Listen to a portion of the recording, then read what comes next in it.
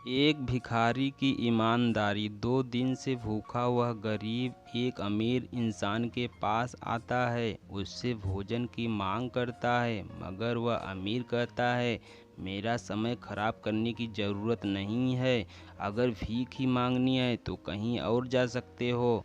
वह गरीब आगे बढ़ जाता है। वह जानता है शायद यहाँ पर कोई मेरी मदद करने के लिए नहीं है, जबकि वह अमीर अपनी कार में बैठा हुआ बाहर का भोजन खा रहा था। वह उससे कुछ दे सकता था, मगर शायद उसे कुछ भी देना नहीं था।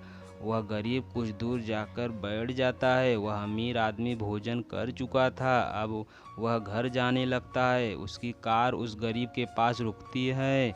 उसके बाद वह आदमी कार से उतरकर कुछ लेने जाता है। उसके बाद जब कार में वापस बैठ जाता है, उसका पर्स गिर जाता है। इससे पहले ही वह गरीब आदमी देखता कार जा चुकी थी।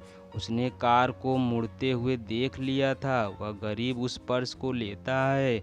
उसमें देखता है उसमें बहुत अधिक धन था। यह कह सकते हैं वह गरीब आदमी बहुत दिन तक भोजन कर सकता था, लेकिन उस गरीब के मन में उस धन को लेने का विचार नहीं आता है, जबकि वह भूखा था।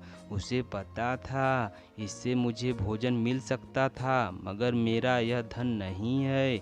इसलिए वह पर्स लेकर उस मोड़ की ओर जाता है जिसकी ओर कार गई थी। वह सोचता है अगर वह आदमी मिल जाए तो बहुत अच्छा होगा, उसे उसका पर्स वापस कर सकता हूँ। उसे वह कार नज़र आती है। वह गरीब समझ जाता है इस घर में वह अमीर हो सकता है। वह गरीब उस घर के पास जाता है, उस घर का गेट पर आवाज़ करता है। वह आदमी देखता है, उसके बाद बाहर आता है। तुम यहाँ पर भी आ गए हो? तुम्हें कुछ समझ नहीं आता? हर जगह पर मांगने आ जाते हो? तुम यहाँ से चले जाओ, नहीं तो मेरा गुस्सा बहुत बढ़ जाएगा। जब वह अमीर उस गरीब से बात करता है, घर के लोग भी आ जाते हैं। वह पूछते हैं क्या बात है? वह अमीर कहता है, यह गरीब भिखारी यहाँ पर भी आ गया है। यह यहाँ यह हमें उस जगह पर मिला था जिस जगह पर हम भोजन कर रहे थे। इससे पहले और लोग भी कुछ कहते हैं। वह गरीब उस आदमी का पर्स दिखाता है। उसके बाद कहता है, यह उस जगह पर गिर गया था, मैं वापस करने आया था। यह सुनकर वह अमीर आदमी कुछ कह नहीं सका था।